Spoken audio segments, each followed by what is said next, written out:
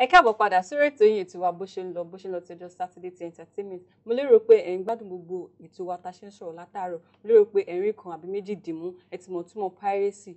Mo sọ fún mo nílé kún fọ́fọ́ lé ní o. Mo ní alálejò fún yín. Àmọ́ ká tó gbé àlejò wa wọlé Gbọ́láhàn Abel. À ń sọ̀rọ̀ kan lẹ́ẹ̀kan yìí ó ní ó fẹ́ sọ ìtumọ̀ ẹ̀, ó fẹ́ sọ ìdí tọ́wọ́n àwọn producer ṣe ń pirate ṣe wọn pé ọwọ́ wọn ló wà.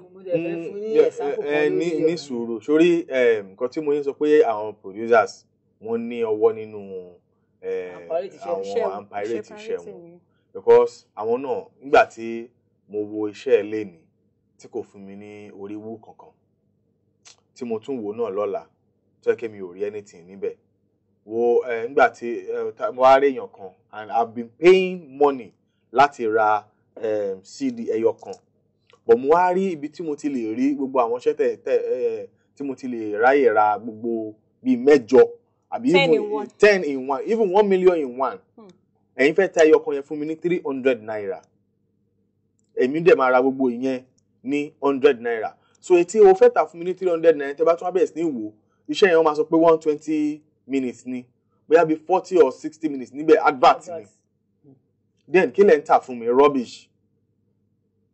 Ẹ̀bẹ̀ lórí ọ̀rọ̀ pé à ń ra 10 in 1 20 in 1 náà àwọn marketer tá à ń sọ yìí gan as we speak àwọn gan wọ́n wà into debt.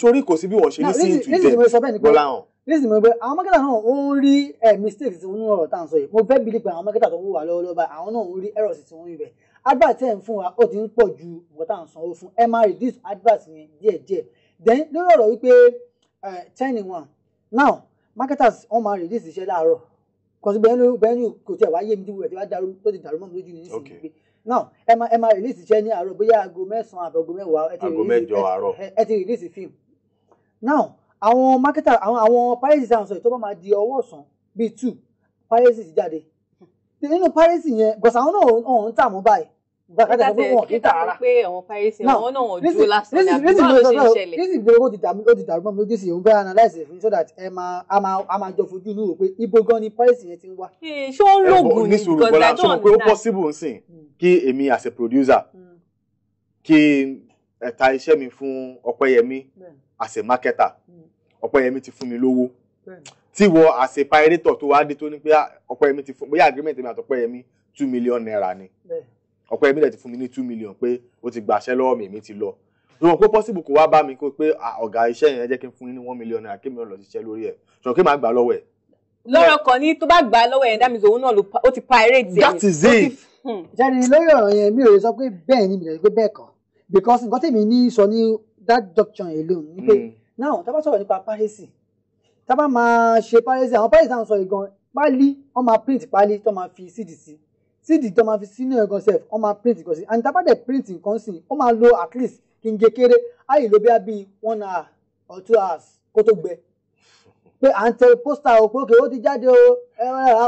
sórí pálí tó ń ṣe jẹ́ kí n sọ bẹ́ẹ̀ fún jẹ́ kí n sọ kankan fún ẹ DI ni wọ́n ń lò direct imaging ni so tí o take wọn ní bẹ́ẹ̀ ṣe ń produce àwọn náà ń produce direct imaging lẹ́sẹ̀kẹsẹ̀ sórí direct imaging yẹn lélẹ̀ nǹkan tó ń ṣe lẹ́sẹ̀kẹsẹ̀ wọ́n kàn máa lọ trim card yẹn later ni direct imaging so kò take wọn ní time wọ́n lè print 1 million copies at a go so kò take wọn ní anything. so now direct imaging ṣe tó bá print tó bá kó papọ̀ kò lè met my brother. because sórí bó ṣe ń print ẹ̀ ó wà lórí bó ṣe ń print ẹ̀ bó ṣe ń jáde ready for use ni.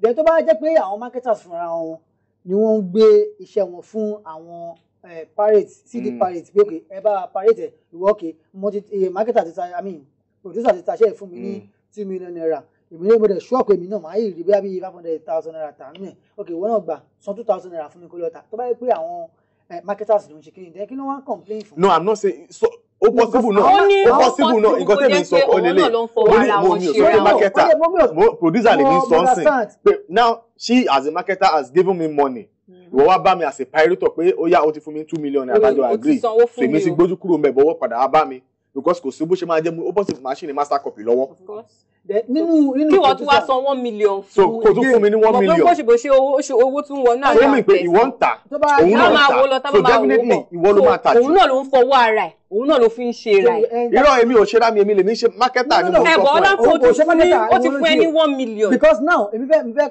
call attention ìgbà kan wà ní tó yẹ pé tó bá ṣiṣẹ́ tó yẹ pé ó da ṣiṣẹ́ tó da marketer a máa ń gbọ́ pé marketer ra lẹ̀ fẹ́yàn kan marketer ra mọ́tò kan fẹ́yàn kan nígbà látara pé mo ta iṣẹ́ mo tẹ̀lé alùbáríkà ń bẹ̀ mo. ibi tí marketer ò ti lè rí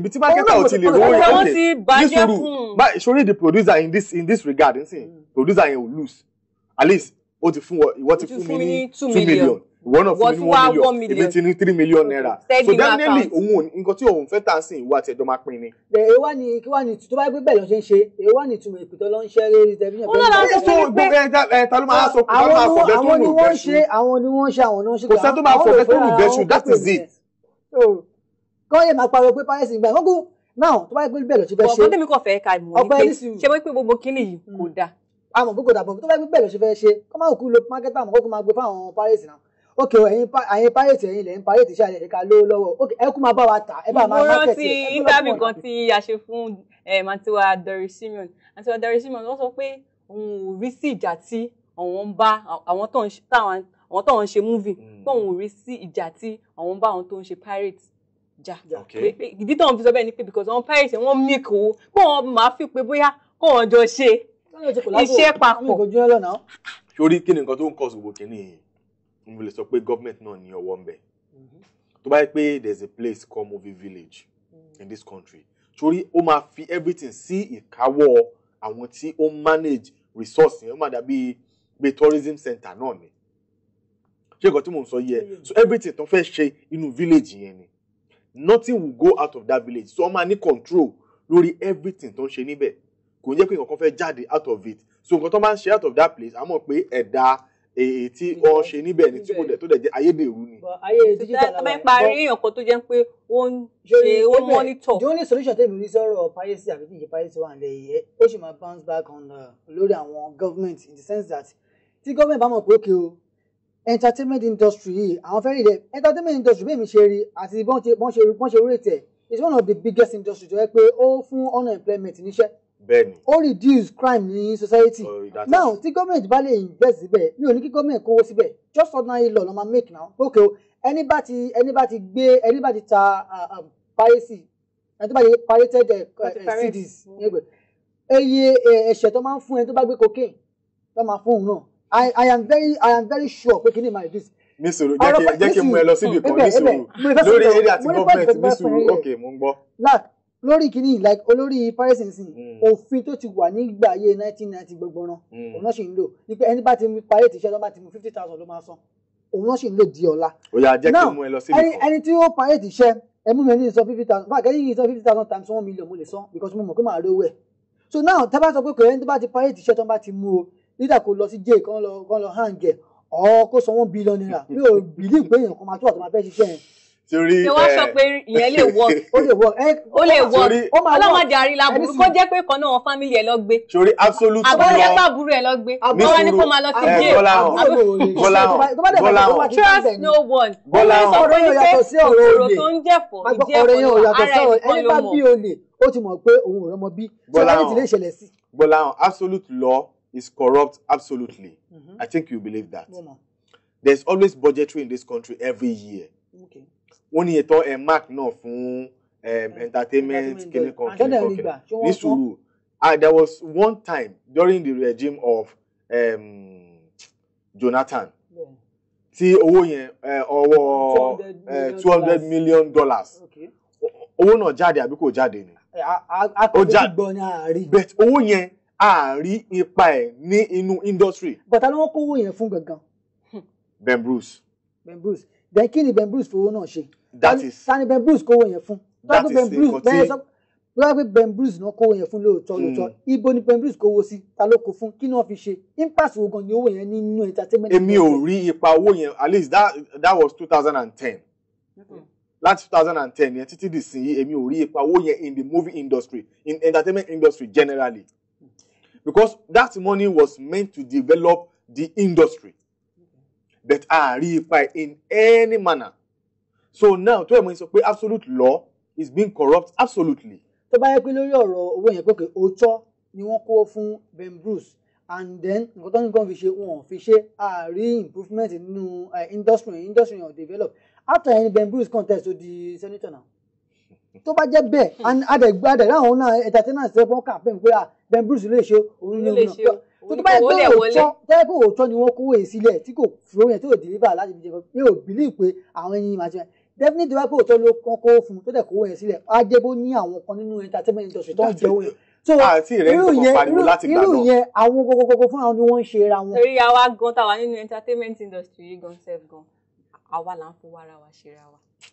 Now we are coming back to that table wípé ó possible kí movie producer kó tà fún marketer kó dẹ̀ tún ṣe padà lọ kó tún fún pirator náà. ní kò possible even àwọn marketers tá à ń sọ yìí hold on ọgbẹ nisu even àwọn marketers tá à ń sọ lọ́wọ́lọ́wọ́ báyìí àwọn gan wọ́n wà in pains because debt ojoojúmọ́ tó bá release ní every 2 weeks of release movies wọ́n pawó wọn now tẹ́lẹ̀tẹ́lẹ̀ tí wọ́n máa ṣe lórí cd ní iṣẹ́ wọn wà 2 CDs ló máa wà ń bẹ̀ but now ó ti wá di pé wọ́n ti lọ sí DVD ló ń ṣe strictly DVD now ẹ̀ẹ̀kan then tí wọ́n máa print jacket tó ń lò yẹn £7 ni wọ́n print per copy rather nígbà yẹn but nísìnyí ó ti wá di £13 ló ń ṣe copy kan now another way tí marketer fi máa make owó ni pé ọ̀tá tí wọ́n bá ta iṣẹ́ lè ní ìsìn oge o àti taṣẹ́ wa síta lè ní o ẹ̀yin fáǹfààní ẹ̀yin tí ẹ̀ rí wò ẹ padà lọ sí tó ti ń tà ẹni ẹ fẹ́ ra pọ́tá £100 ni wọ́n máa ń tà wọ́n máa tà lé £200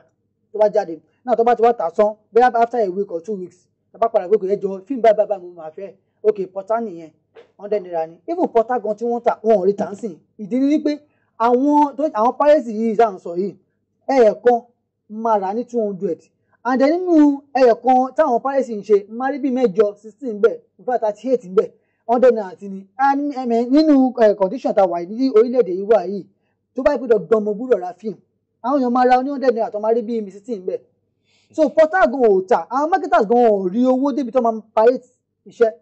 Bọ́lá Abel orí sọ̀rọ̀ tí Bọ́lá wọn sọ yẹn wọ́n máa ra movie wọ́n máa ní wọ́n fẹ́ ra movie 16 in 1 10 in 1 tí wọ́n máa wo movie ọ̀hún wọ́n lè ní òkè movie yìí o kíní kan gbádá wà nínú ẹ̀ kíní kan ìkókó bàbá ṣaṣọ wà nínú ẹ̀ tí wọ́n máa wo movie yẹn ò ní bá gbogbo ẹ̀ nínú. O lè expect mi kí n lọ ra movie ẹyọ kan ní £300 nígbà tí mo rí ẹyọ kan tí mo lè rà ní £100 tó máa fún mi ní 8 torí èyí tí mo rà ní 200 yẹn ok advert wọ́n pè ní 120 minutes advert take 70 àbí 60% of it kí wàá ní mò ń rà my dear. ó sú mi o gbogbo ẹ̀yin ará ilé èmi ò fọwọ́ sí ká máa ra pirated movie o torí ẹ wò ẹ máa ra pirated movie èpè ńláńlá tó ń gbé wọn ṣẹ́ nínú industry kò dáa o ẹ má jẹ́ máa ra pirated movie. jẹ́ kí n bí ẹnì kankan jẹ́ ká tó tẹ̀ kó tó bí mí jẹ́ ká lọ sókè lọ́nà.